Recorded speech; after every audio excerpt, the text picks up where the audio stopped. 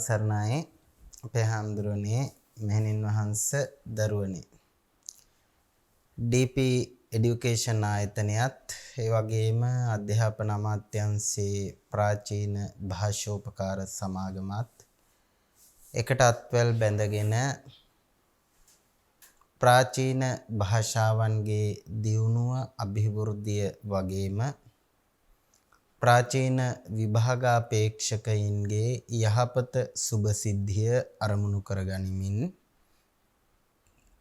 DP ප්‍රාචීන අධ්‍යාපනය වැඩසටහන මාර්ගගත ක්‍රමවේදය ඔස්සේ ඔබ වෙත සමීප කරවනු ලබනවා. එම වැඩසටහනට සමගාමීව ප්‍රාචීන පණ්ඩිත අවසාන උපාධි පරීක්ෂණයෙහි පාලි විෂය දෙවන ප්‍රශ්න පත්‍රය එනම් පාලි භාෂාව භාෂා ඉතිහාසය හා පද්‍ය රචනය ප්‍රශ්න පත්‍රයට අදාළව ඉදිරිපත් කරනු ලබන පාඩම් මාලාවේ 22 වන පාඩම ආරම්භ කරන්නටයි මේ සූදානම. අපේ පාඩම් මාලාවත් එක්ක එකතු වෙලා ඉන්න අපේ හාමුදුරුවෝ මෙහෙණින් වහන්සේලා ඒ වගේම දුවල පුතාලා මේ වෙනකොට දන්නවා මේ ප්‍රශ්න පත්‍රය ප්‍රධාන කොටස් 3කින් යුක්තව තමයි සකස් වෙන්නේ. එහි පළමු කොටසට අදාළව තමයි අපි මේ මුල් පාඩම් ටික සම්පූර්ණ කරන්නේ. එතකොට මුල් කොටස විදිහට භාෂාවට අදාළව එහෙම නැත්නම් පාලි භාෂාව කියන මාතෘකාව යටතේ ගෙනෙන්නේ සාම්ප්‍රදායික පාලි ව්‍යාකරණ ඇසුරු කොටගෙන එහි ඇතුළත් සංදි සමාස තද්දිතාදී ව්‍යාකරණාංගයන් පිළිබඳව විග්‍රහාත්මක දැනුමක් අපෙන් අපේක්ෂා කරනවා සාම්ප්‍රදායික පාලි ව්‍යාකරණ ග්‍රන්ථ ආශ්‍රයෙන්. එම අරමුණ සාක්ෂාත් කර ගැනීම සඳහා අපි මේ පාඩම් මාලාවේදී කච්චායන ව්‍යාකරණයේ ගුරු කොට තබා ගනිමින් ඒ අනුසාරයෙන් ලියවුණු රූපසිද්ධි බාලාවතාර ආදී කෘතීන්ද ඇසුරු කොට ගනිමින් පාලි භාෂාවේ මූලික ව්‍යාකරණාංග පිළිබඳව තොරතුරු කතා බහ කරනවා. ඒ යටතේ මින් පෙර පාඩම් වලදී අපි පාලි අක්ෂර ප්‍රභේද ඒ වගේම සංදි වලට අදාළව සංදි කාර්ය ස්වර සංදියේ ස්වර ලෝපය ස්වර ආදේශය වගේ ඒ වගේම ස්වර ආගමය වගේ කරුණු පිළිබඳව කතා බහ කළා. අද දවසේ අපි සූදානම් වෙන්නේ එහි දිගුවක් විදිහට තවත් කරුණු කීපයක් කතා කරන්න. අද මේ මාතෘකාවේදී අපි ප්‍රධාන වශයෙන් අපේක්ෂා කරනවා මූලික වශයෙන් මේ පාලි භාෂාවේ තිබෙන මින් පෙර ඔබ වහන්සේලා එතරම් හඳුනාගෙන නොමැති ඇතැම් විට මධ්‍යම පන්තියේදී යම් අවබෝධයක් ලබාගෙන තිබෙන්නට පුළුවන් පාලි සංදි අතර තිබෙන තවත් විශේෂ කාරණයක් පකති සංදි නමින් හඳුන්වන කොටස පිළිබඳව විශේෂ අවධානයක් යොමු කරන්න බලාපොරොත්තු වෙනවා. වගේම ඉනික්බිතිව ව්‍යංජන සංදි වලට අදාළ තොරතුරු පිළිබඳව කතා බහ කරන්නට අපේක්ෂා කරනවා.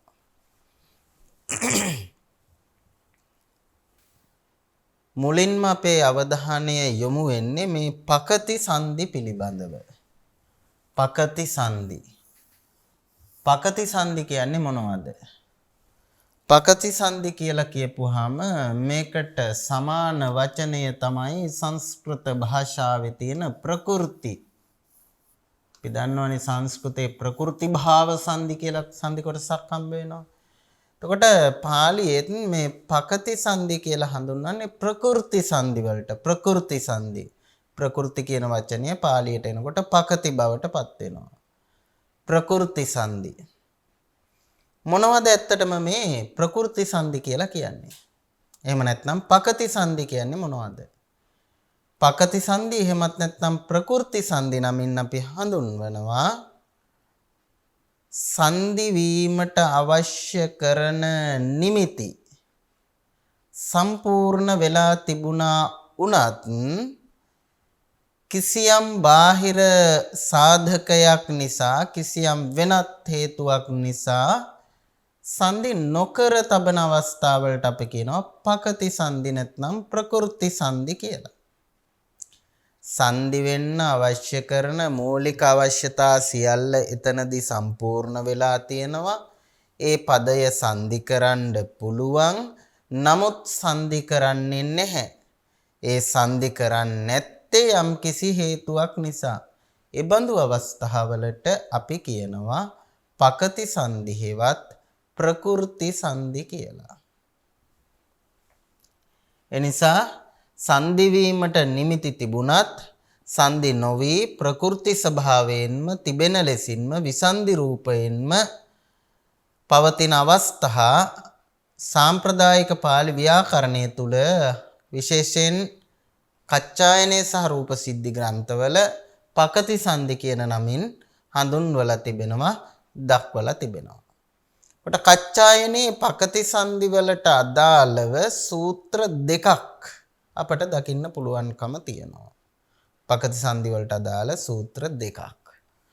පළවෙනි සූත්‍රයෙන් කියනවා සරා පකති ව්‍යංජනේ. සරා පකති ව්‍යංජනේ. ව්‍යංජනයක් පරව ඇති විට සරා ස්වරයෝ පකති ප්‍රකෘති ස්වරූපයෙන් ඉන්නවලු. ව්‍යංජනයක් පරව තියෙනකොට ස්වර ප්‍රකෘති ස්වරූපයෙන් ඉන්නවා. ඒ කියන්නේ සංදි වෙන්නේ නැහැ. ඒවට ලෝපාදී සාගමාදී සංදි කාර්ය සිද්ධ වෙන්නේ නැහැ. ඒ තියෙන විදිහටම ඉන්නවා.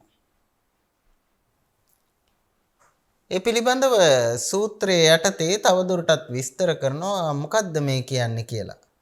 සරාකෝ ව්‍යංජනේ පරේ පකති රූපානි හොಂತಿ. සරාකෝ ස්වරයෝ වනාහි ව්‍යංජනේ පරේ ව්‍යංජනයන් පරව ඇති විට පකති රූපානි හොಂತಿ ප්‍රකෘති රූප ඇත්තෝ වෙත්. ඒ කියන්නේ ඒවට ලෝපාදේශ ආදිය වෙන්නේ නැහැ කියන එක. මොන වගේ තැන්වලද? මනෝ පුබ්බංගමා ධම්මා එහෙම නැත්නම් පමාදෝ මච්චුනෝ පදං එහෙමත් නැත්නම් තින්නෝ පාරංගතෝ අහු මේ වගේ තැන්වලදී මේවා ප්‍රකෘති ස්වરૂපයෙන්ම සිටිනවා. දැන් මනෝ පුබ්බංගමා ධම්මා ව්‍යංජනයක් පරව තියෙන්නේ මේ ස්වරය ප්‍රකෘති ස්වභාවයෙන්ම නමකුත් වෙන්නේ වෙනස් වෙන්නේ. පමාදෝ මච්චුනෝ පදං. පමාදෝ කියන තැන තියෙන ඕකාරයත් මච්චුනෝ කියන තැන තියෙන ඕකාරයත් දෙකම ව්‍යංජන පරව කොටගෙනයි පවතින්නේ. පමාදෝ මච්චුනෝ මයන්න තියෙන්නේ. පදං පයන්න තියෙන්නේ. ව්‍යංජන පරව තියෙන්නේ ඊට මුලින් තියෙන ස්වරවලට වෙනසක් වෙන්නේ නැහැ. වෙනසක් වෙන්නේ නැහැ. ඒ ව්‍යංජන එලෙසින්ම තියෙනවා. ඒ ස්වර එලෙසින්ම තියෙනවා. තින්නෝ පාරංගතෝ අහු තින්නෝ කියන තැන තියෙන ඕකාරය පාරංගතෝ කියන තැන තියෙන ඕකාරය.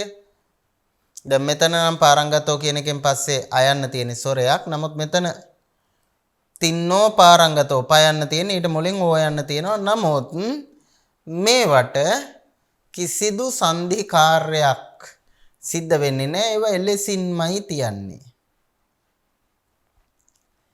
ඊට පස්සේ තව දුරටත් කියනවා ව්‍යංජන පරව තියෙනකොට විතරක් නෙමෙයි ස්වරයක් පරව තියෙනකොටත් ස්වර ප්‍රකෘති රූපයෙන්ම ඉන්නවලු.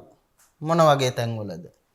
සරේ කොචි සමහර තැන්වලදී සරේ ස්වරයක් පරව තියෙනකොටත් ප්‍රකෘති ස්වරූපයෙන්ම ඉන්නවා.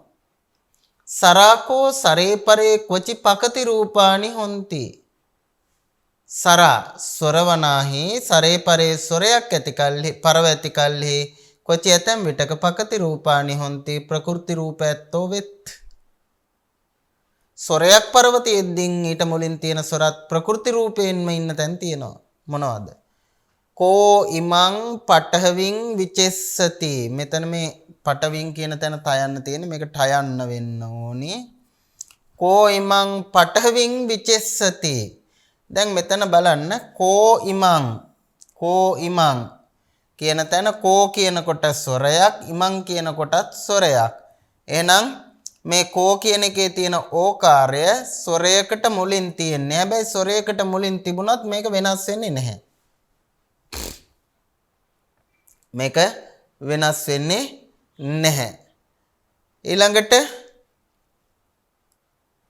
දැන් මේ සූත්‍රයේ කිව්වා සරේ කොච්චි සමහර තැන්වල විතරයි එහෙම වෙන්නේ. එහෙම නොවෙන තැනුත් එහෙනම් තියෙනවා. මොන වගේ තැන්වලද? අපස්සුතායන් පුරිසෝ අපස්සුතෝ අයං පුරිසෝ අපස්සුතෝ අයං කියන තැන අපස්සුතෝ කියන එකේ තියෙන ඕකාරය ලොප් වෙලා පරස්වරය එකතු වෙලා පදේ හැදිලා තියෙන්නේ අපස්සුතායන් කියලා. අපස්සුතායන් සංදි වෙලා තියෙනවා. එතකොට මේ වගේ තැන්වල සංදි වෙනවා. නමුත් සමහර තැන්වල සංදි වෙන්නේ නැහැ.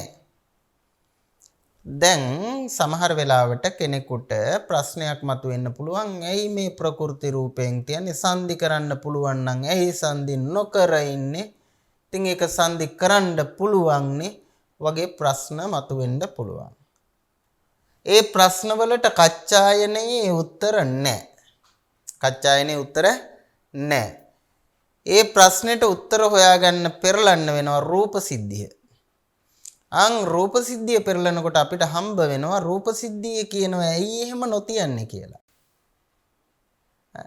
සංදි කරන්න පුළුවන්කම තියෙද්දී සංදි නොකර ප්‍රකෘති ස්වરૂපයෙන් තැබිය යුත්තේ ඇයි කියන කාරණේ රූප සිද්ධියේ පැහැදිලි කරලා තියෙනවා. දැන් කච්චායනේ ගත්තොත් ඔය පකති සංදි හෙවත් ප්‍රකෘති සංදි වලට අදාළව අපිට දකින්න ලැබෙන්නේ මෙන්න මේ සූත්‍ර දෙකත් ඔය උදාහරණ කීපයත් ඊට අමතරව මේ වෘත්ති වාක්‍ය දෙක තුනක් පමණයි. නමුත් රූප සිද්ධියට යනකොට රූප සිද්ධියේ ඊටාම පැහැදිලිව විස්තර කරලා දෙනවා කවර කරුණු මත පදනම් වද එසේ සංදි නොකළ යුත්තේ කියලා. අපි බලමු මොන වගේ හේතු මත පදනම් වද එහෙම නොකළ යුතුව පවතින්නේ කියලා. හරි.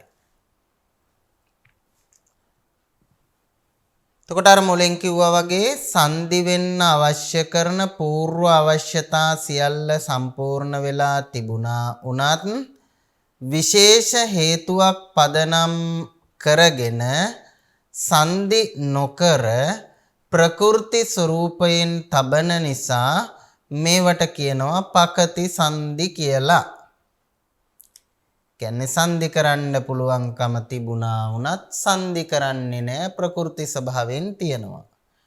එතකොට මොනවද ඒ විශේෂ කරුණු? මෙන්න මේ කියන අවස්ථාවවලදී සංදි කරන්නට අවශ්‍ය නිමිති සම්පූර්ණ වෙලා තිබුණත් සංදි කරන්න අවශ්‍ය කරුණු කාරණා සම්පූර්ණ වෙලා තිබුණත් එබඳු තැන්වලදී සංදි නොකර තැබිය යුතු බව තමයි සාම්ප්‍රදායික ව්‍යාකරණ ග්‍රන්ථවල ඉදිරිපත් කරලා තියෙන අදහස වෙන්නේ. මොන වගේ තැන්වලද? ඔන්න එකක් තමයි අපි එහෙම සංදි කලයින් පස්සේ බැරි වෙලාවත් එහෙම සංදි කළාම ඒ ගාථාවේ ඡන්දස බිඳෙනවා නම් සංදි කිරීමෙන් ඒ බඳු තැන්වල සංදි නොකළ යුතුයි. ඡන්ද බෙහෙද ඡන්දස බිඳෙන තැනදී සංදි නොකළ යුතුයි. සංදි කරන්න පුළුවන්. සංදි කරන්න අවශ්‍ය සියලු අංගෝපාංග ටික තියෙනවා. పూర్ව අවශ්‍යතා සම්පූර්ණයි. හැබැයි සංදි කළොත් ප්‍රශ්නයක් මතුවෙනවා. එයට අදාළ ඡන්දස බිඳෙනවා. එහෙමනම් එහෙම තැන්වලදී සංදි නොකළ යුතුයි. සංදි නොකළ යුතුයි. අර අපි කලින් කතා කරපු උදාහරණවලත් මම දැක්ක එහෙම එකක්. දැන් මෙතන තියෙනවා කෝයිමං පටවින් විචෙස්සති කියන තැන අපිට පුළුවන් මේ යන්න අයින් කරලා දාලා ලොප් කරලා දාලා කොමං කියලා හදාගන්න කොමං. හැබැයි එහෙම හදපු ගමන් මොකද වෙන්නේ? මේකට අදාළ ගුරු ලඝු ප්‍රමාණයෙන් එකක් අඩු වෙනවා. එක මාත්‍රාවක් මේ ගාථාවේ අඩු වෙනවා. ගාථා පාඨයේ. එතකොට ඒ ඡන්දස වෙනස් වෙනවා. ආන් එහෙම වෙනස් වුණාට පස්සේ මොකද වෙන්නේ? ඡන්දස බිඳෙනවා. එහෙම ඡන්දස බිඳෙනවා නම් මේක සංදි නොකළ යුතුයි. සංදි නොකර කොයිමන් කියලාම තියන්න ඕනි. කොයිමන් කියලාම තියන්න ඕනි.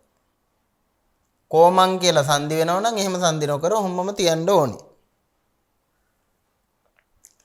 ආන් ඒක තමයි මේ ඡන්ද බෙහෙද කියලා කිව්වේ. ඒ කියන්නේ සංදි කිරීම සිදු කළහොත් යම් විටක ඡන්දස බිඳෙනවා නම් එහෙම තැන්වලදී සංදි නොකර ප්‍රකෘති ස්වභාවයෙන් තැබීම තමයි කළ යුතු වෙන්නේ. එතකොට ඡන්දස බිඳෙන්නේ නැහැ. ඔන්න එක අවස්ථාවක් රූප සිද්ධිය කියනවා සංදි කරලා ඡන්දස බිඳෙනවා නම් එතෙන්දි සංදි කරන්න එපා, සංදි නොකර ඉන්න. ඊට පස්සේ තව ප්‍රශ්නයක් තියෙනවා. සංදි කලයින් පස්සේ සුඛෝච්චාරණයට හානි පැමිණෙන අවස්ථා තියෙනවා. ඒ කියන්නේ සංදි කරාට පස්සේ මේක කියව ගන්න බැරි වෙන තැන් තියෙනවා. සංදි කලයින් පස්සේ ඒක කියවන්න ගියාට පස්සේ අර දිවට සමනල ගැට වැටෙනවා නම් ඒ තැන්වලදී සංදි නොකරන්න ඕනි. ඒකට කියනවා අසුකුච්චාරණට්ටානේ. අසුකුච්චාරණට්ටානේ න සුඛ උච්චාරණ ඨාන කියන වචන එකතු වෙලා හැදිලා තියෙන අසුකුච්චාරණට්ඨානේ. සංදි කිරීමෙන් නිර්මාණය වන පදය උච්චාරණය කරන්න අපහසු නම් ඒක කියන්න ගියපුවාම උච්චාරණයට හානි පැමිණෙනවා නම් එහෙම තැන්වලදී සංදි නොකළ යුතුයි. සංදි නොකළ යුතුයි. අසුකුච්චාරණට්ඨානේ. ඊළඟට ඔන්න දැන් තැන් දෙකක් කිව්වා. සංදි වෙන්න නිමිති තිබුණත් මේ තැන්වලදී සංදි කරන්නේ නැහැ. මෙන්න ඊළඟ කාරණේ. සංදිච්ඡා රහිතට්ඨානේ. සංදිච්ඡා රහිතට්ඨානේ. සංදි ඉච්ඡා රහිතට්ඨාන. සංදි කිරීමට අපේක්ෂාවක් නැති තැන්වලදී ඒ තැනදී සංදි වෙන්න නිමිති තියෙනවා තමයි. නමුත් ඒ පද දෙකේ සංදි වීමේ අපේක්ෂාවක් නැහැ. ඒක සංදි විය යුතුයයි අපේක්ෂා නොකරන අවස්ථාවක්. ආන් එහෙම සංදි වීමට අපේක්ෂා නැති තැන්වලදී සංදි කිරීම නොකළ යුතුයි. මෙන්න මේ තැන්වලදී සංදි කරන්න හැකියාව තිබුණා වුවත් සංධිය නොකර ප්‍රකෘති ස්වභාවයෙන් ඒ පද තැබිය යුතුය කියලා කච්චායනය වගේම රූප සිද්ධිය වගේ සාම්ප්‍රදායික ව්‍යාකරණ ග්‍රන්ථවල පෙන්වලා දීලා තිබෙනවා. ඉතින් නැවතවරක් මම මතක් කරනවා මෙතනදී අපේ මේ පාඩම් මාලාවේ මුල් පාඩම් වල අපේ සුමිත් ධර්මශ්‍රීස කරපු පාඩමක් තියෙනවා. ඡන්දස් නීතිය සහ ව්‍යාකරණ නීතිය පිළිබඳව. එතෙන්දී ඒ පාඩමේදී එතුමා ගොඩාක් කරුණු ඉදිරිපත් කරනවා. ව්‍යාකරණ නීතිය ඉක්මවා ගොස් ඡන්දස් නීතිය බලවත් වන අවස්ථා පිළිබඳව. ආන්ගේ පාඩම නැවතවරක් බලා ගන්න. එතකොට මේ කියපු කාරණා ටික තව දුරටත් හොඳට පැහැදිලි කරගන්න පුළුවන්කම තියෙනවා. අපි දන්නවා විශේෂයෙන් පද්‍ය බන්ධනයේදී ව්‍යාකරණය සහ ඡන්දස දෙක එකට ගැටෙන තැන්වලදී බොහෝ වෙලාවට ප්‍රමුඛත්වය හම්බ වෙන්නේ ඡන්දසට. ඊට හේතුව තමයි ඡන්දස ආරක්ෂා කර ගැනීමේ අවශ්‍යතාව අන් සියල්ලටම වඩා ඉහළින් තිබෙන නිසා. ඉතින් අපි යම්කිසි ගාථාවක් ගත්තහම අපට පේනවා ඒ ගාථාවන් වල සමහර තැන්වල තියෙනවා මේ ගාථාවේ සංදි කරන්න පුළුවන් පද තියෙනවා. හැබැයි කතුවරයා සංදි කරලා නැහැ. විසන්දි රූපයෙන් තියලා තියෙනවා. ඇයි ඒ අය විසන්දි රූපයෙන් ඒක තියලා තියන්නේ? ඒක සංදි කරා නම් ඒ ඡන්දස බිඳෙන නිසා. එහෙම තැන්වලදී සංදි නොකළ යුතු බව තමයි සාම්ප්‍රදායික ව්‍යාකරණයේ අදහස. ඒ වගේම සංදිවල මූලික අපේක්ෂාවන් තියෙනවා. සංදි කිරීමෙන් අපි බලාපොරොත්තු වෙන දේවල් තියෙනවා. ඒ සංදි කිරීමෙන් අපේක්ෂිත අරමුණු අතර එක් ප්‍රධාන අරමුණක් තමයි සුඛෝච්චාරණය. සංදි වලින් පද සංදි කිරීම තුළ අපි අපේක්ෂා කරන ප්‍රධානම කාරණයක් තමයි සුඛෝච්චාරණය කියන්නේ. වචන අතර තියෙන උච්චාරණ පරතරය අයින් කරලා ඒක පහසුවෙන් උච්චාරණය කළ හැකි බවට පැමිණවීම තමයි සංධියේ තියෙන ප්‍රධාන අපේක්ෂාවක් නැත්නම් ප්‍රධාන අරමුණක් බවට පත් වෙන්නේ. යම් විටකදී ඒ අරමුණට හානි වෙනවා නම් ඒ කියන්නේ සංධි කලයින් පස්සේ විසන්ධි රූපයටත් වඩා උච්චාරණයට අපහසු වෙනවා නම් එහෙම තැන්වලදී සංධි නොකළ යුතුයි. සමහර වෙලාවට එහෙම තියෙනවා. ඇතැම් සංධි පද තියෙනවා ඒවා සංධි කලයින් පස්සේ හරි අමාරුයි උච්චාරණය කරන්න අමාරුයි කියව ගන්න අමාරුයි තේරුම් ගන්න අමාරුයි. ඒ වගේ තැන්වලදී සංධි කිරීම නොකළ යුතුයි. සහ අවසාන වශයෙන් සංදිච්ඡා රහිතට්ටානේ යම් වාක්‍යයක සංධි කිරීමක් අපේක්ෂා නොකරන තැන්වලදී සංධි කිරීමක් බලාපොරොත්තු නොවන තැන්වලදී සංධි කිරීම සිදු නොකළ යුතුයි. සංධි කිරීම සිදු නොකළ යුතුයි. මෙන්න මේ විදිහට අවස්ථා තුනක් පෙන්නනවා රූප සිද්ධියේදී සංධි නොකර ප්‍රകൃතියෙන් තැබිය යුතු අවස්ථා හැටියට. දැන් ඔය ඡන්දස බින්දෙන තැන් සහ අනිත් පැත්තට සුකෝච්චාරණය නැති වෙන තැන් කියන දෙක අපිට යම් පමණකට අවබෝධයක් තියෙනවා. ඡන්දස බින්දෙන තැනක් කියන එක අවබෝධ කරගන්න පුළුවන් සහ සුකෝච්චාරණය නැති වෙනවා කියන එක අවබෝධ කරගන්න පුළුවන්. ඔතනින් අපිට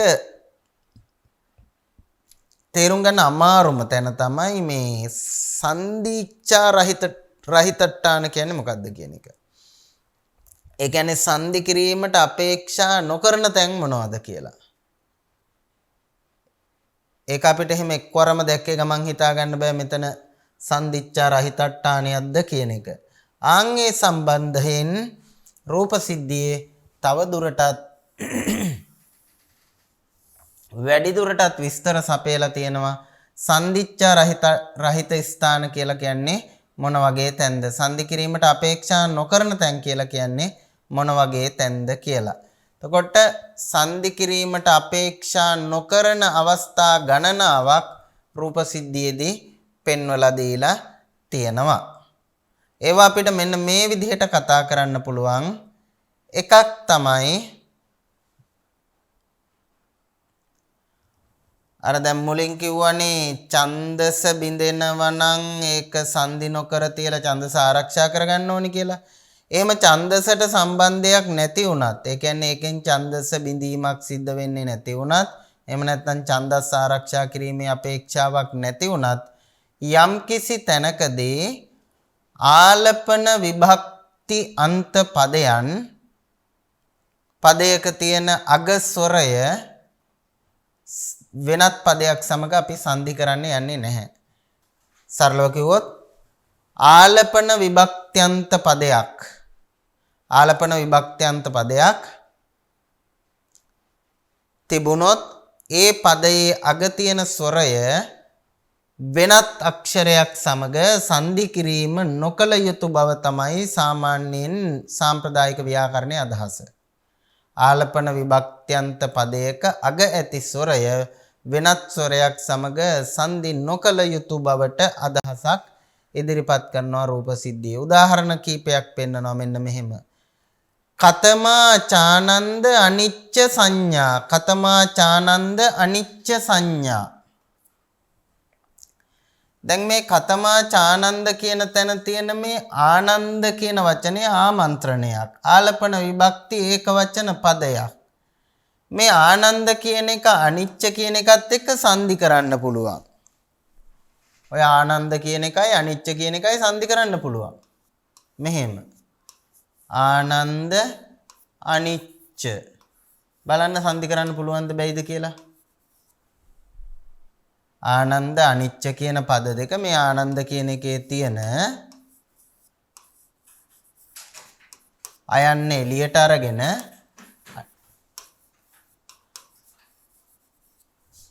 ඊට පස්සේ අපිට පුළුවන් මේකේ මේ මුලින් තියෙන අයන්න ලොප් කරන්න. ආනන්ද කියන එකේ අග තියෙන අයන්න ලොප් කරලා ඊට පස්සේ අපිට පුළුවන් පරස්වරය දීර්ඝ කරලා ආනිච්ච කරලා මේක පදේ හදා ගන්න පුළුවන් ආනන්දානිච්ච කියලා. අපි ඔය ඉගෙන ගත්තු සංදි රීති වලින්. මෙහෙම පද අපි ඕන තරම් හැදුවා. ඉතින් ඒකින්ද මේ පදයට ඒ විදිහට සංදි කරලා තියන්න පුළුවන් ආනන්දානිච්ච කියලා. හැබැයි රූපසිද්ධිය කියනවා මෙතන මේක සංදි කරන්න හොඳ නැහැ. ඇයි සංදි නොකළ යුත්තේ? මෙන්න මේ ආනන්ද කියන පදය ආලපන විභක්ති පදයක්. එතකොට ආලපන විභක්ති පදයක අග තියෙන ස්වරය වෙනත් අක්ෂරයක් සමග සංදි කිරීම නොකළ යුතුයි. මොකද එතකොට ටිකක් අර අර්ථය අපැහැදිලි වෙනවා නේද? ආනන්දානිච්ච කතමාචානන්දානිච්ච සංඥා කියපුවාන් ටිකක් අර අර්ථය පැහැදිලි නෑ. දැන් සාමාන්‍යයෙන් අපි ආමන්ත්‍රණයක් කරනකොට ඒ ආමන්ත්‍රණයත් එක්ක එකටම තව එකක් කියන්නේ ආමන්ත්‍රණය කරලා පොඩි ગેප් එකක් තියලා ඊට පස්සේ තමයි අපිට අවශ්‍ය දේ කියන්නේ. ඒ වගේ ආමන්ත්‍රණ පදයක් වෙනත් පදයක් එක්ක සංදි කිරීම නොකළ යුතුයි කියලා තමයි මේ කියන්නේ. දැන් මෙතන ඕනනම් අපිට මේ කියපු විදිහට සංදි කරන්න පුළුවන්. මේකත් බලන්නකෝ භික්කවේ ඒවං වදාමි. ආංචකෝ භික්කවේ ඒවං වදාමි. ඔහොම කියලා බුදුහාමුදුරුවෝ දේශනා කරපු තැන් තියෙනවා. අපිට හැබැයි පෙළේ කොහෙවත් හම්බෙන්නේ භික්කවේ ඒවං කියන එක භික්කවේ ඒවං වදාමි කියලා. මේ පූර්වස්වරය ලොප් කරලා පරස්වරය එකතු කරලා භික්කවේ ඒවං කියලා අපිට හම්බ වෙන්නේ නැහැ. පෙළේ කොහෙවත් හම්බ වෙනවද බලන්න මෙන්න මෙහෙම. භික්කවේ වං. ඔක සංදි කරලා හම්බ වෙනවද? හම්බ වෙන්නේ නැහැ. ඇයි? භික්කවේ කියලා කියන්නේ ආලපන විභක්ති පදයක්. ආලපන විභක්ති පදයක අග ස්වරය වෙනත් එකක් එක්ක සංදි කිරීම නුසුදුසුයි. ඊළඟට බලන්න තවත් උදාහරණයක් තියෙනවා. සාරිපුත්ත ඉදේ කච්චෝ. සාරිපුත්ත ඉදේ කච්චෝ. ඉතින් ඕනනම් මේක පුළුවන් නේ සාරිපුත්තිදේ කච්චෝ කියලා සංදි කරන්න. සාරිපුත්තිදේ කච්චෝ. ඔහොම සංදි කරන්න හැකි. එහෙම හැක්කුණාට අපි මේක එහෙම සංදි කරන්නේ නැහැ. ඇයි? මේක ආලපන විභක්ති පදයක්. ඒ නිසා රූප සිද්ධියේදී කියනවා ආලපන විභක්ති පදයක අග තියෙන ස්වරය වෙනත් අක්ෂරයක් සමග සංදි කළ හැකිව පැවතුනත් ඒක සංදිච්ඡා රහිත ස්ථානයක්. සංදිච්ඡා රහිත ස්ථානයක්. එනිසා ඒ බඳු තැන්වලදී සංදි කිරීම නොකළ යුතුයි කියන එක තමයි සාම්ප්‍රදායික ව්‍යාකරණ ග්‍රන්ථවල ඉදිරිපත් කරලා තියෙන මතය. හැබැයි ආලපන විභක්ති පදයක් එහෙම සංදි නොකළ යුතුයි කියලා කිව්වත් ඒක ව්‍යාකරණ නියමේනේ. බැරි වෙලාවත් යම් කිසි අවස්ථාවක ඡන්දස ආරක්ෂා කිරීමේ අවශ්‍යතාවය මත ආලපන විභක්ති පදයක් සංදි කරන්න සිද්ධ වුණොත් එතෙන්දි මොකද කරන්නේ? එතෙන්දි වෙන්නේ අර අපේ කතාවක් තියෙනවා මේ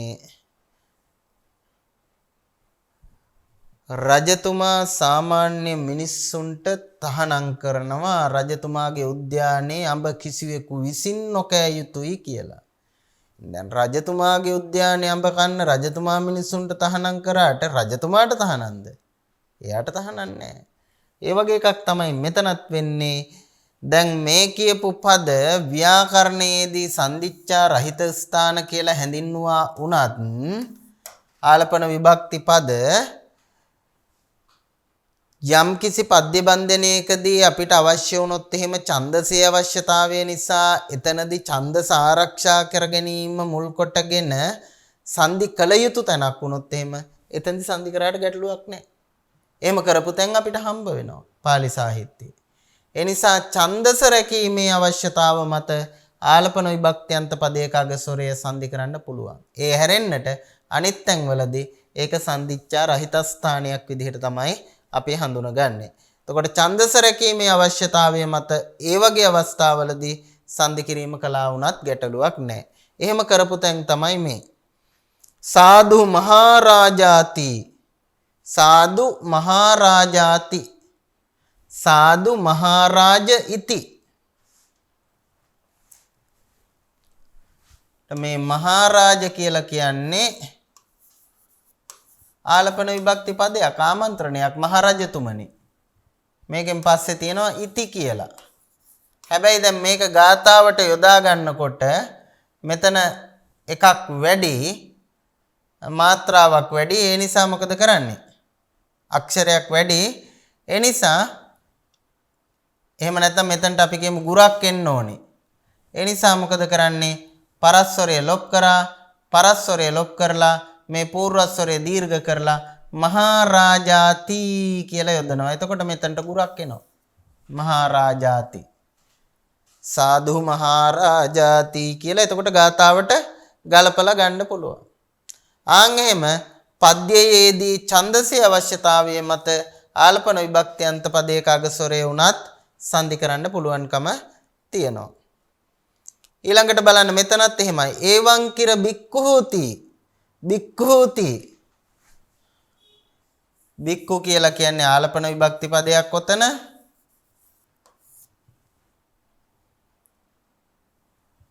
මේකෙන් පරව ඉති කියන වචනය තමයි යෙදිලා තියෙන්නේ. සාමාන්‍යයෙන් බික්ඛු ඉති ඒවං බික්ඛු ඉති කියලා තමයි අපි යොදාගන්නේ. නමුත් මෙතන ඡන්දසේ අවශ්‍යතාවය මත පරස්වරය ලොප් කරලා පූර්වස්වරය දීර්ඝ කරලා තියලා තියෙනවා බික්ඛූති කියලා. ඒක ගාථාවකදී ප්‍රශ්නයක් නෑ. මොකද ඡන්දස ආරක්ෂා කර ගැනීම වෙනුවෙන් තමයි ওই කාරණේ කරලා තියෙන්නේ. එතකොට සන්දිච්ඡා රහිත ස්ථාන විදිහට අපි මුලින්ම හඳුන්වා ගන්නේ ආලපන විභක්ත්‍යන්ත පදයක අග තියෙන ස්වරය අපි සංදි කරන්නේ නෑ. ඒ හේතුව එතන සන්දිච්ඡා රහිත ස්ථානයක්. නමුත් ආලපන විභක්ත්‍යන්ත පදයක අග ස්වරය උනත් සංදි කළ හැකි ඡන්දස ආරක්ෂා කර ගැනීම වෙනුවෙන්. මේ කියපු කරුණු ටිකේ සාරාංශය ඕක. ඊළඟට අපි බලමු තවත් ඉබඳු සන්දිච්ඡා රහිත ස්ථාන කවරේද කියලා. ඔව්. මූලික වශයෙන් ওই අවස්ථා දෙක තමයි අපිට පෙන්වලා තියෙන්නේ සන්දිච්ඡා රහිත ස්ථාන කියලා. ඊට අමතරව තව ඔය සම්බන්ධයෙන් තව වැඩි විස්තරයක් රූප සිද්ධියේ තියෙනවා. එතකොට අපිට මෙතනදී කච්චායනයේ සම්බන්ධයෙන් අපි වැඩි අවධානයක් යොමු කරන නිසා රූප සිද්ධියේ තියෙන සියලුම තොරතුරු කතා කරන්න හැකියාවක් නැහැ. ඒ නිසා තව වැඩි දුර තොරතුරු සඳහා ඔබ වහන්සේලාට රූප සිද්ධිය පරිශීලනය කරන්න පුළුවන්කම තියෙනවා. ඊළඟට අපි සූදානම් වෙන්නේ ඔය පකති සංදිය සම්බන්ධයෙන් අපේ සංවාදයේ කතා බහ උපමනයි. මෙතනින් එහාට අපි සූදානම් වෙන්නේ ව්‍යංජන සංදියට අදාළ කරුණු පිළිබඳව හැදෑරීමට. ව්‍යංජන සංදිය. ඉස්සෙල්ලම අපි බලමු ව්‍යංජන සංදියක් හඳුනගන්නේ කොහොමද? ව්‍යංජන සංදියක් හඳුනගන්නේ කොහොමද? දැන් අපි ස්වර සංදියක් හඳුන ගන්න විදිය මීට පෙර කතා කරා. ස්වර සංදියකදී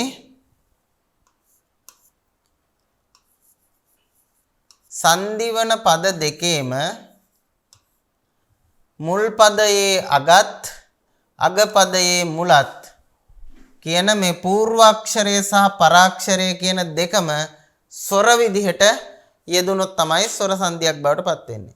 කියන්නේ සංදි වෙන අකුරු දෙකම ස්වර නම් විතරයි ඒක ස්වර සංදියක් කියලා කියන්නේ. ව්‍යංජන සංදියේදී මේ මුල ගැන අපට ප්‍රශ්නයක් නැහැ. මුල ඕනි මගුලක් වෙච්චාවේ. මේකෙදී අපි බලන්නේ මෙන්න මෙතන තියෙන අකුර. මෙතන තියෙන අකුර අනිවාර්යෙන්ම ව්‍යංජනයක් විය යුතුමයි ව්‍යංජන සංදියේදී. ව්‍යංජන සංදියේදී දෙවනුව තියෙන අකුර හෙවත් පසුපදයේ මුල් අකුර අනිවාර්යෙන් ව්‍යංජනයක් විය යුතුයි. එවිට තමයි ඒක ව්‍යංජන සංදියක් බවට පත් වෙන්නේ. ඔක තමයි ව්‍යංජන සංදියක් හඳුනා ගන්න තියෙන මූලික ලක්ෂණය. ස්වර සංදියේදී අක්ෂර දෙකම ස්වර බවට පත් වෙනවා වගේම ව්‍යංජන සංදියේදී දෙවන පදයේ හෙවත් පරපදයේ මුල් අකුර අනිවාර්යෙන් ව්‍යංජනයක් බවට පත් විය යුතුයි. එවිට අපි ඒක ව්‍යංජන සංදියක් කියලා හඳුන්වනවා. ආන්ගේ කියපු ව්‍යංජන සංදිය ඇතුලේ අපි අර කලින් කතා කරපු සංදි කාර්ය වලින් ලෝපය කියන සංදි කාර්ය කොහොමද සිද්ධ වෙන්නේ? ඔය කියපු ව්‍යංජන සංධිය ඇතුලේ ලෝපය කියන සංධිකාර්ය සිදු වෙන්නේ කොහොමද කියන එක තමයි අපි මුලින්ම විමසලා බලන්න හදන්නේ. ව්‍යංජන සංධියට අදාළව ලෝපය කියන සංධිකාර්ය පරීක්ෂා කරලා බලනකොට අපිට පේනවා ව්‍යංජන සංධියේ ලෝපය වගේම ලෝපය සිදු වුණයින් පස්සේ එතනට ආගමයකුත් සිද්ධ වෙනවා. ලෝපයත් එක්කම ආගමයකුත් සිද්ධ වෙනවා ව්‍යංජන සංධියේදී.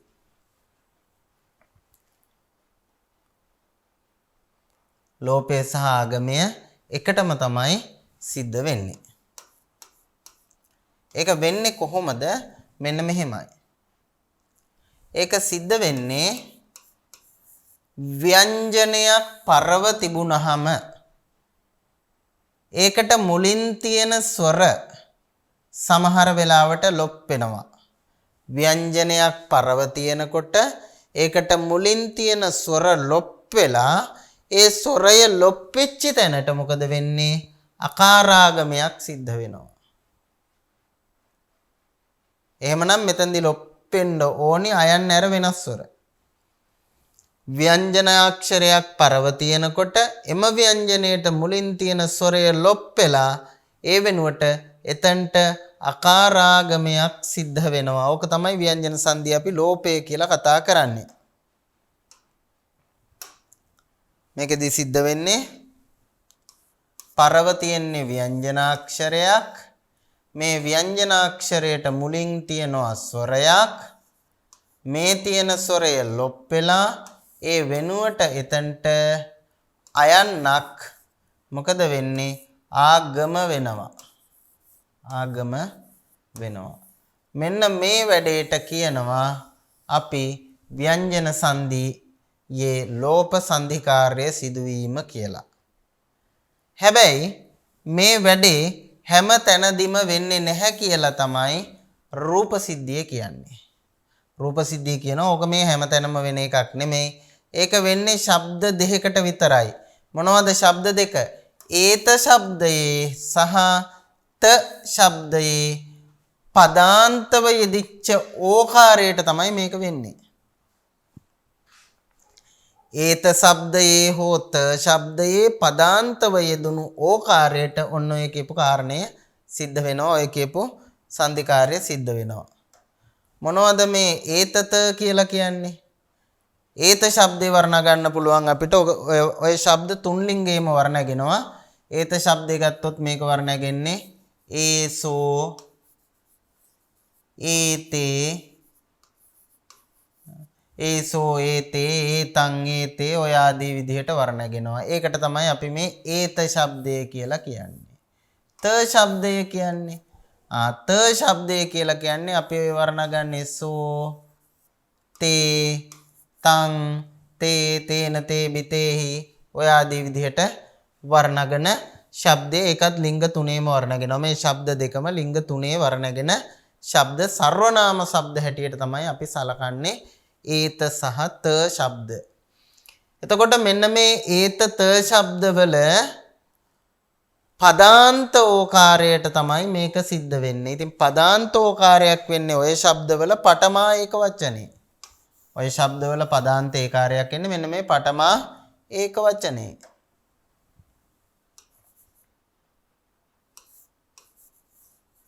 ඒසෝ කියන රූපය සහ සෝ කියන රූපය. මෙන්න මේ දෙකේ තියෙන ඕකාරයට තමයි මේ කියන ලෝපය වෙලා ඒකට ආකාරයක් ආගම වෙනවාය කියලා රූප සිද්ධිය සඳහන් කරන්නේ. කච්චායනේ එහෙම එකක් නෑ. අපි බලමු කච්චායනේ කියන කතාව මොකද්ද කියලා. කච්චායනේ කියනවා ලෝපංච තත්‍රාකාරෝ, ලෝපංච තත්‍රාකාරෝ සරාකෝ ව්‍යංජනේ පරේ කොචි ලෝපං පප්පොන්ති තත්‍රච ලෝපේ කතේ අකාරාගමෝ හෝති සසීලවා සපඤ්ඤවා ඒස ධම්මෝ සනන්තනෝ සවේකාසාව මරහති සමානකාමෝපි භවෙය්‍ය සවේ මුනි ජාති භයං අදස්සි වගේ තැන් උදාහරණ විදිහට දීලා තියෙනවා. අපි සූත්‍රයේ තේරුම බලමු. ලෝපංච ලෝපංච ලෝපං ලොප්පේ ලෝපංච කියලා ච කාර්යය ආපුවාන් ඒකෙන් තව දුරටත් මොනවා හරි වෙනවයි කියලා කියවෙනවා. ලොප් වෙනවා විතරක් නෙමෙයි තවත් මොනවා හරි වෙනවා. ලෝපංච ලොප්වීමත් ඒ වගේම తත්‍ර ඒ ලොප්පුණු තැනට අකාරෝ අකාර්ය ආගම වීමත් සිදු වෙනවා. ලෝපංච කිව්වේ ලොප් වෙනවා. ච කාර්යෙන් කියවෙනවා ලෝපේ විතරක් නෙමෙයි තව දෙයක් වෙනවයි කියලා. ඒ වෙන දේ තමයි తත්‍ර ඒ ලොප්පෙච්ච තැනට අකාරෝ අකාරාගමේ සිද්ධ වෙනවා. ඊට අදාළව වෘතිය තුල තියෙන විස්තරය ගත්තොත් සරාකෝ ව්‍යංජනේ පරේ කොචි ලෝපං පප්පොන්ති. සරාකෝ ස්වරවනාහි ව්‍යංජනේ පරේ ව්‍යංජනයක් පරව ඇති විට කොචි ඇතැම් විටක ලෝපං පප්පොන්ති ලොප් බවට පැමිණෙත්. ව්‍යංජනයක් පරව තියෙනකොට ඒකට මුලින් තියෙන ස්වර ඇතැම් අවස්ථාවලදී ලොප් වෙනවා. ඒ විතරක් නෙමෙයි తත්‍රච ලෝපේ කතේ ලෝපේ කතේ ලෝපේ කලයින් පස්සේ తත්‍ර ඒ ලොප් කරපු තැනට අකාරාගමෝ හෝති අයන්නක් ආගම වෙනවා. මෙතන ඒතත ශබ්ද කතාවක් කියන්නේ නැහැ කච්චායනේ. නමුත් රූප සිද්ධිය කියලා තියෙනවා මේක වෙන්නේ ඒතත ශබ්දවලට පමණයි කියලා. හරි දැන් මේකට අදාළව අපිට දීලා තියෙන උදාහරණ බැලුවොත් අපි මෙන්න දීලා තියෙනවා උදාහරණ. සසීලවා සසීලවා කියන එක හැදෙන්නේ මොකෙන්ද? සෝ සීලවා සෝ සීලවා මේක ධම්මපදේනේ තියෙන්නේ සසීලවා ධම්මිකෝසියා කියලා. සෝ සීලවා. එතකොට මෙන්න මේ සෝ කියලා කියන්නේ අර අපි ඉස්සෙල්ලා කියපු ඒස શબ્දයේ පුල්ලිංගයේ පඨමා විභක්ති ඒක වචනේ. මේකේ ස්වර ව්‍යංජන අයින් කරගත්තොත් අපිට පේනවා අල්ස යන්නයි ඕ යන්නයි. ඊට පස්සේ මේ පැත්තේ සීලවා. දැන් අපිට මේ සූත්‍රයෙන් මොකද්ද කිව්වේ? ලෝපංච తත්‍රාකාරෝ. ඔන්න අපි ඒ කියපු වැඩේ කරලා බලමු. කිව්වේ ව්‍යංජනාක්ෂරයක් පරව තියෙනකොට ඒකට මුලින් තියෙන ස්වරය ලොප් වෙනවා කෝ රූප සිද්ධිය කිව්වා. ඒක වෙන්නේ ඒතත ශබ්දවල රූපවලට විතරයි කියලා. එතකොට මේක ඒත මේ ත ශබ්දයේ රූපයක්. ඒ අනුව මේ තියෙන ඕකාරය අපිට ලොප් කරගන්න පුළුවන්. දැන් මේ පැත්තේ සීලවා ඉතුරුයි. අපි මේක ලොප් කරගත්තේ ලෝපංච తත්‍රාකාරෝ කියන සූත්‍රයේ තියෙන මෙන්න මේ ලෝපංච කියන කොටසෙන්. ඊට පස්සේ ඒකේ තව වැඩක් කියනවනේ. මොකද්ද? తත්‍රාකාරෝ. එහෙමනම් මේ ලොප් කරගත්තු තැනට ඊළඟට අපි අයන්නක් ගේන්න ඕනේ. අයන්න ගෙනාවා. ඊට පස්සේ සීලවා. දැන් මේ පදේ හැදෙනවා ස සීලවා සසීලවා කියලා අපිට මේ පදය නිර්මාණය කරගන්නට පුළුවන්කම තියෙනවා. ඔය විදිහටම ඒත ශබ්දයෙන් උදාහරණයක් ගත්තොත් ඒත ශබ්දයෙන් තමයි හැදෙන්නේ ඒස ධම්මෝ කියන පදය. ඒස ධම්මෝ එකක් ධම්මපදේ අපිට හම්බ වෙනවනේ. ඒස ධම්මෝ සනන්තනෝ කියලා. එතකොට ඒස ධම්මෝ කියන එක හැදෙන්නේ ඒසෝ ධම්මෝ ඒසෝ ධම්මෝ. ඒස කියලා කියන්නේ අර අපි ඉස්සෙල්ලා කියපු ඒත ශබ්දයේ පඨමා විභක්ති ඒක වචනේ පුල්ලිංගයේ. එතකොට මේකේ අපි ස්වර ව්‍යංජන වෙන් කරගන්නවා.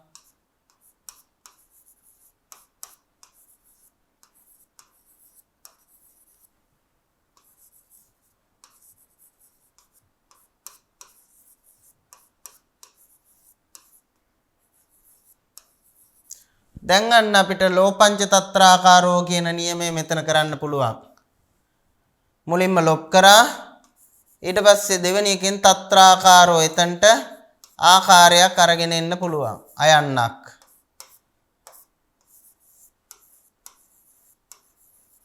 දැන් මේ පදේ එකතු වෙනකොට ඒසෝ ධම්මෝ වෙනුවට අපිට දකින්න ලැබෙන්නේ ඒස ධම්මෝ කියලා. ඒස ධම්මෝ. ඔය පිළිවෙලටම හැදෙන තව පදයක් තමයි සවේකාසාව මරහති. මේකත් ධම්මපදයේ අපිට දකින්න ලැබෙන එකක්. ස කියලා කියන්නේ සෝ කියන පදයෙන් හැදිලා තියෙන්නේ. සෝ කියන්නේ ත ශබ්දේ පඨමා ඒක වචනය. සෝ කියන එකේ තියෙන ඔයන්න ලොප් වෙලා එතනට අයන්න ආපුහන් සෝ ස වෙනවා. සවේකාසාව මරහති. ඊළඟ එකත් එහෙමයි සමාන කාමෝපි භවෙය්‍ය. සමාන කාමෝපි භවෙය්‍ය. එතනත් සෝ කියන එක තමයි ස බවට පත් වෙලා තියෙන්නේ. ස්වරය ලොප් වෙලා ආකාරය එකතු වෙලා. ඊළඟට අවසාන උදාහරණය දෙනවා සවේ මුනි ಜಾති භයං අදස්සි. සවේ මුනි ಜಾති භයං අදස්සි. එතනත් සෝ කියන්නේ ත ශබ්දේ පඨමා ඒක වචනය. එහි තිබුණු ඕකාරය ලොප් වෙලා යන්න එකතු වුනහම සවේ කියලා හැදෙනවා. හැබැයි මේකත් හැම තැනකම වෙන එකක් නෙමෙයි. කොචි සමහර අවස්ථාවලදී විතරයි මේකත් සිද්ධ වෙන්නේ. ඒ නිසා එහෙම නොවන අවස්ථාවලට උදාහරණ පෙන්නනවා ඊළඟට මෙන්න. මොනවද එහෙම නොවන අවස්ථා?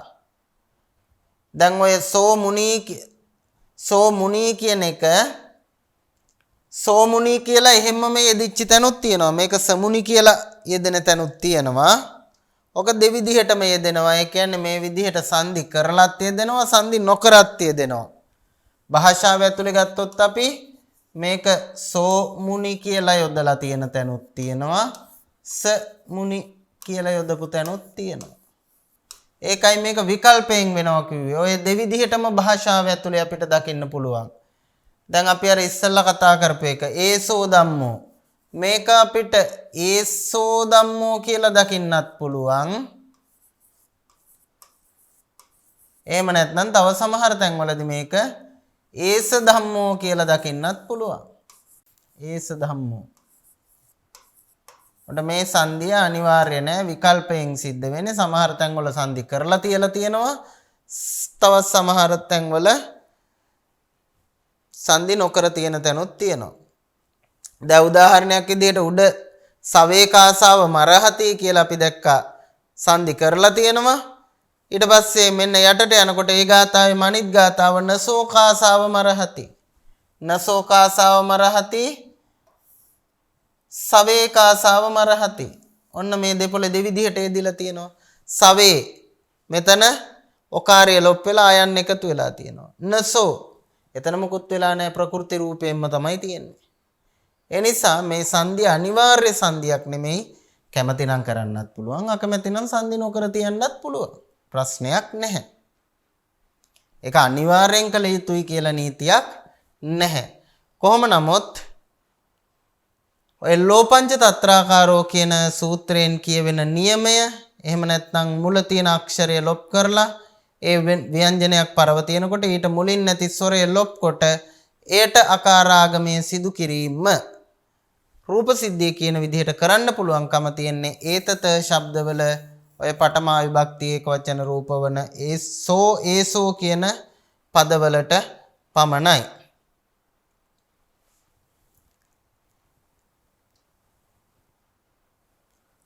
ඔය අපි කියපු කාරණේ තව දුරටත් පැහැදිලි කරගන්න පුළුවන් මෙන්න මේ උදාහරණය දිහා බලපුවාම මේ උදාහරණය ඔබට පේනවා ඒසෝ ධම්මෝ කියන පදය අපි හදාගන්න විදිහ නැත්නම් පද සාධනය කරගන්න විදිහ. මුලින්ම ඒසෝ කියන එකේ තියෙන ඕකාරය මෙතනින් එළියට ගත්තා.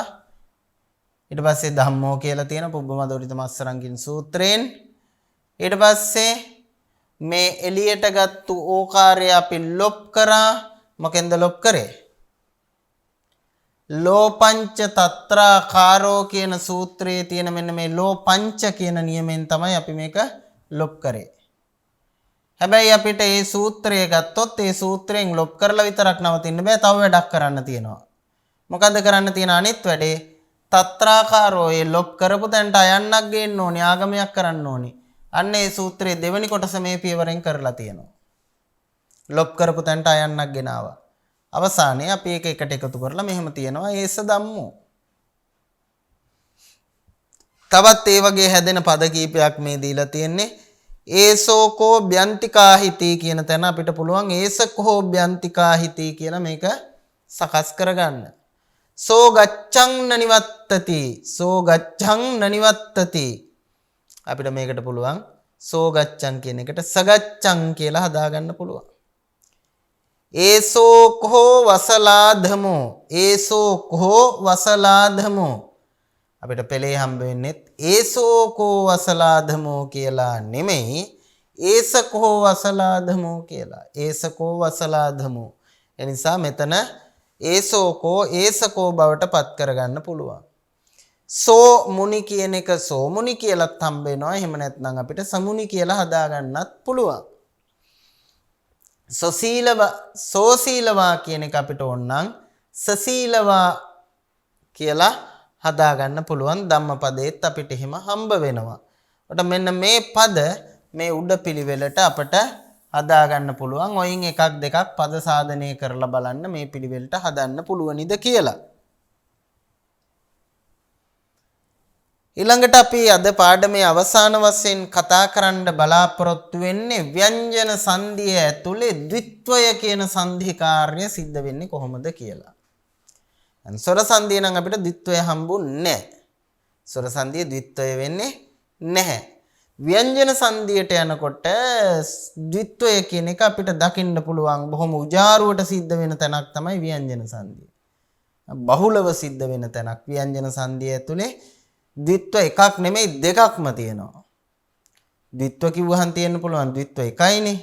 කියන්නේ දෙකක් වෙන එකනේ ද්විත්වය කියන්නේ. හැබැයි මේකේ ද්විත්ව වෙන ක්‍රම දෙකක්ම තියෙනවා.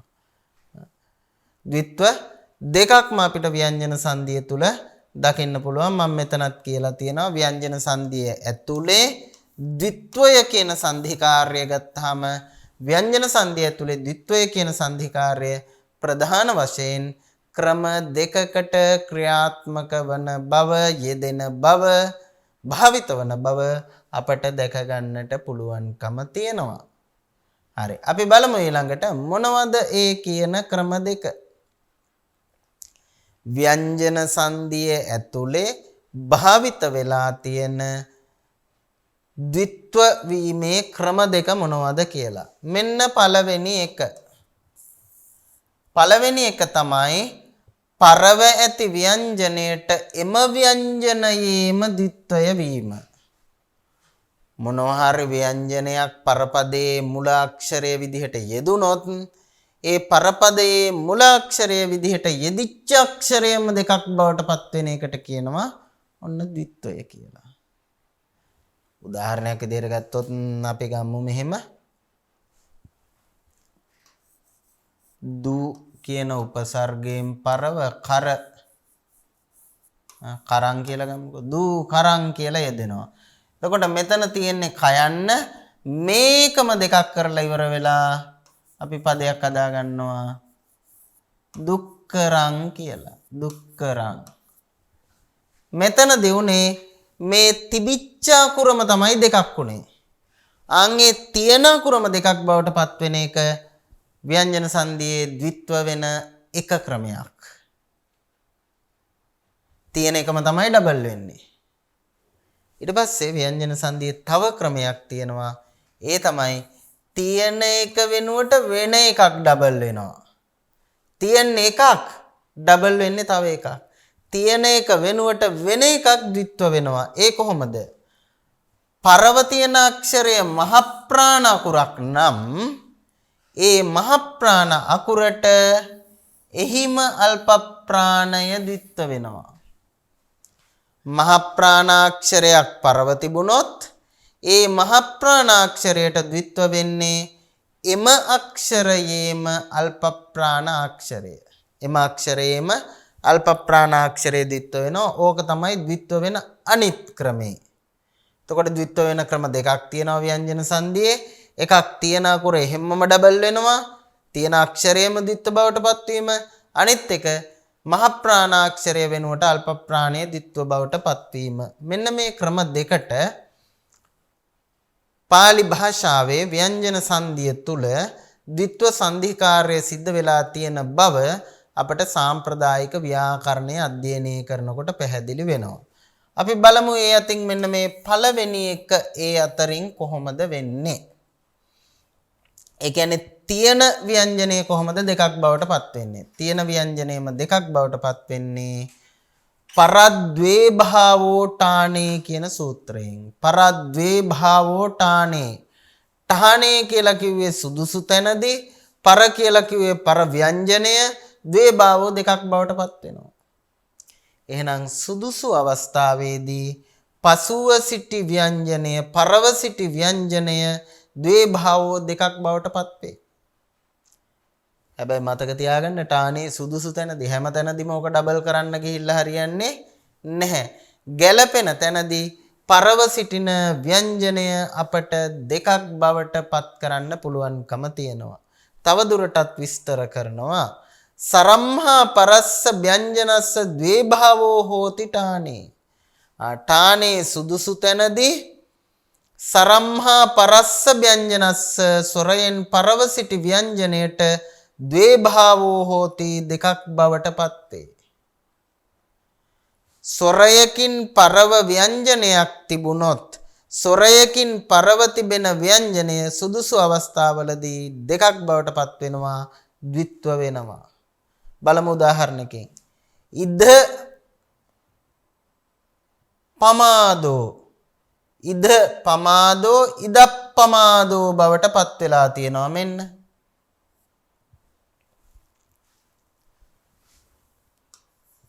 ඉද දන්න පමාදෝ, ඉද කියන එකේ අග තියෙන්නේ සොරයක්, සොරයෙන් පරව තියෙන්නේ ව්‍යංජනයක්.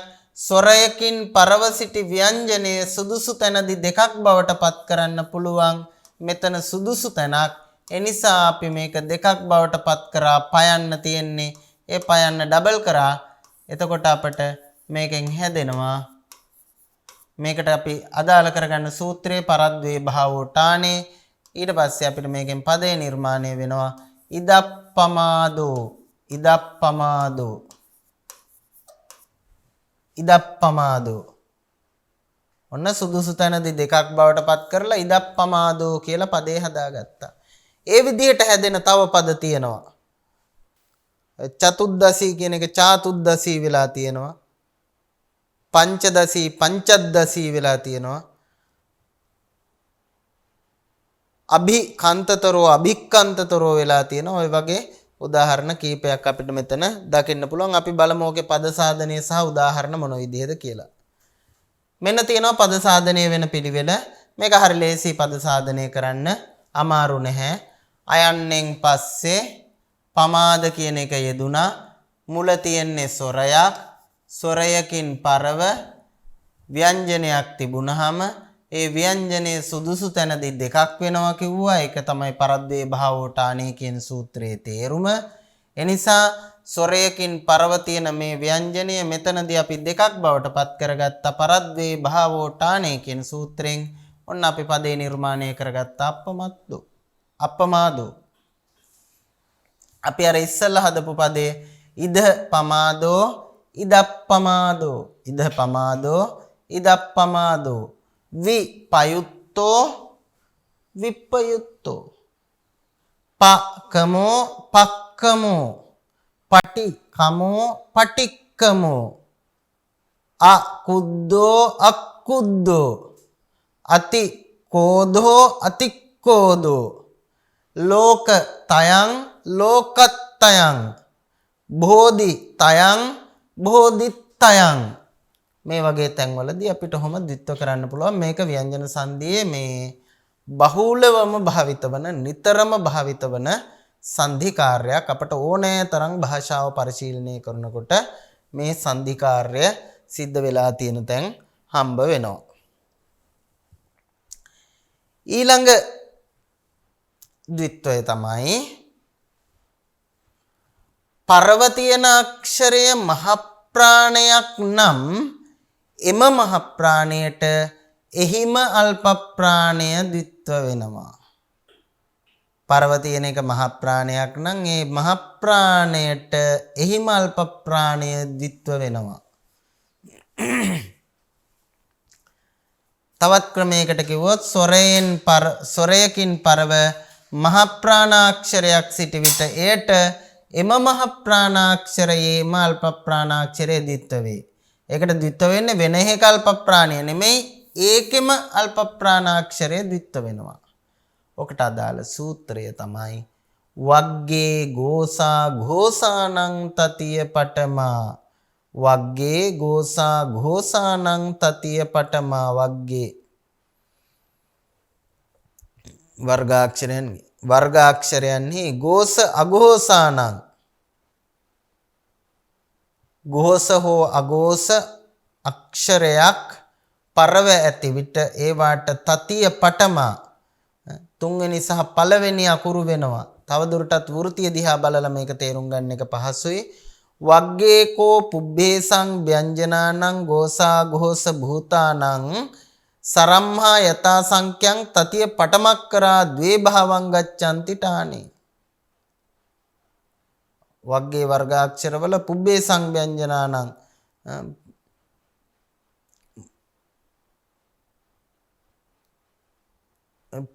පුබ්බේ සංව්‍යංජනානම් පූර්වයෙන් කියන ලද ව්‍යංජනාක්ෂරයන්ට ගෝස අඝෝස භූතානම් ව්‍යංජනානම් ගෝස හෝ අඝෝස වූ ව්‍යංජනයන්ට සරම්හා ස්වරයකින් පරව සිට විට යතා සංඛ්‍යං තතිය පඨමක්කරා ද්වේ භාවං ගච්ඡanti තුන්වෙනි සහ පළවෙනි අකුරු ද්විත්ව බවට පත් වෙනවා.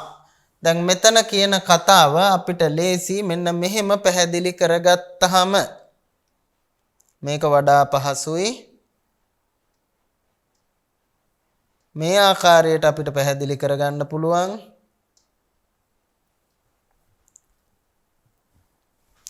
අපි දැන් අක්ෂර මාලාවේ වර්ගාක්ෂර ටික ගත්තාම මෙන්න මෙහෙමනේ අඳුනගන්නේ. කා ක ගා ග ං. ඔය විදිහට අපි මේ අක්ෂර ටික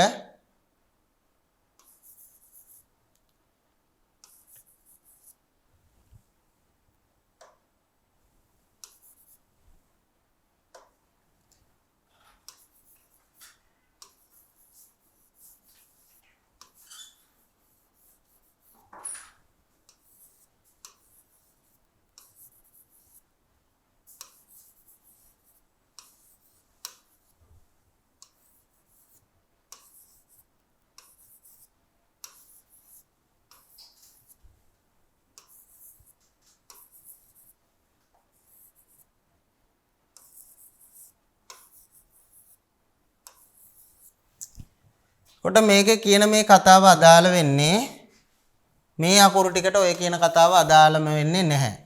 ඒ කියන්නේ වර්ගාන්තාක්ෂර වලට අපි ඔය දැන් කියන කතාව අදාළ නැහැ. මේක අදාළ වෙන්නේ මේ වර්ගාක්ෂර වල මෙන්න මේ පේලි ටිකට. මේ පේලි ටිකටත් මෙහෙමයි. මේ පේලි වල මෙන්න මේ පේලි දෙකෙන් එකක තියෙන අකුරක් තිබ්බොත් ඒ කියන්නේ දෙවනි හෝ හතරවෙනි අකුරු තිබ්බොත් දෙවනි අකුරට ඒකෙම පළවෙනි අකුර ද්විත්ව වෙනවා. දෙවනි අකුරට ද්විත්ව වෙන්නේ ඒකෙම පළවෙනි අකුරට. හතරවෙනි අකුරට ද්විත්ව වෙනවා ඒකෙම තුන්වෙනි අකුර. උදාහරණයක් විදිහට මහ ප්‍රාණක යන්න තිබුණොත් ඒකට අල්ප ප්‍රාණක යන්න ද්විත්ව වෙනවා.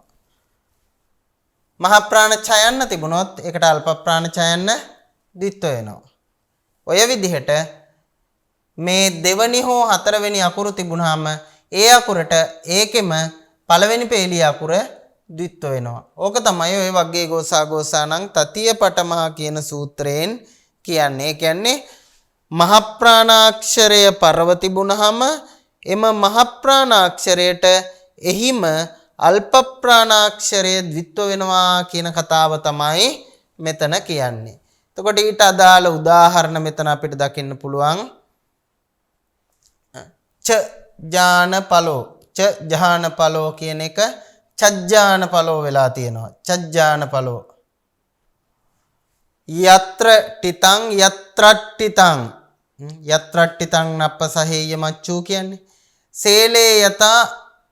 සේලේ යතා පබ්බත මුද්දනිට්ඨිතෝ පබ්බත මුද්දනිට්ඨිතෝ පබ්බත මුද්දනිට්ඨිතෝ බවට පත් වෙලා තියෙනවා. චත්තාරිට්ඨානානි චත්තාරිඨානානි චත්තාරිට්ඨානානි. ඊට පස්සේ ඇයි මේ සූත්‍රේ ඨානේ කියලා කිව්වේ? මේක සුදුසු තැනදී විතරයි වෙන්නේ කිව්වේ. ඇයි? සමහර තැන්වල ඕක වෙන්නේ නැහැ. ඒකයි. ඉද චේතසෝ දල්හං ගන්හාති තාමසා. මේ ගන්හාති කියන තැනින් පස්සේ මෙතන අපිට පේනවා තාමසා කියලා. ඔන්න මේක ගන්හාති තාමසා කියලා එහෙම යෙදෙන්නේ නෑ. මෙතන ඒක සුදුසු නෑ.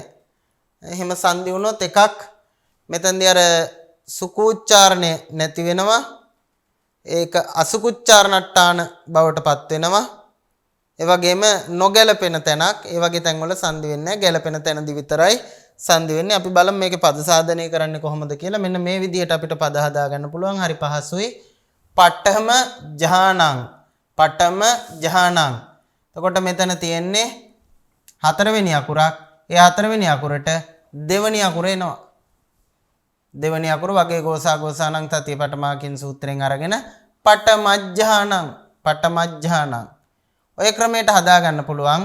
උග්ඝරති උග්ඝරති නිඝෝසෝ නිඝෝසෝ උග්ඝාටේති උග්ඝාටේති දුබ්බික්ඛං දුබ්බික්ඛං අභිකණං අභික්ඛණං සේත චත්තං සේතච්චත්තං යසතේරෝ යසත්තේරෝ රූපකන්දෝ රූපක්කන්දෝ මහා පලං මහප්පලං නිපලං නිප්පලං කියලා අපිට මේ වචන ටික හදාගන්න පුළුවන්කම තියෙනවා.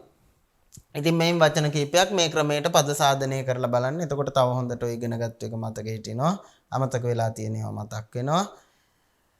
ව්‍යංජන සංධියට අදාළ තවත් සංධි කාර්ය කීපයක් තියෙනවා. අපි මේ සංධි කාර්ය ගැනත් ඉදිරියේදී කතා කරනවා. සහ නිග්‍රහිත සංධියට අදාළ කරුණු පිළිබඳවත් කතා කළ යුතුව පවතිනවා. ඒව ගැන අපි ඉදිරි පාඩම් වලදී කතා කිරීමේ අපේක්ෂාව ඇතුව අද දවසට අපේ පාඩම නිම කරන්නටයි මේ සූදානම් වෙන්නේ. ඉතින් නැවත ඊළඟ පාඩමෙන් හමු වනතුරු ප්‍රාර්ථනා කරනවා සියලු දෙනාටම තෙරුවන් සරණයි. සප්පදානං ධම්මදානං ජිනාති.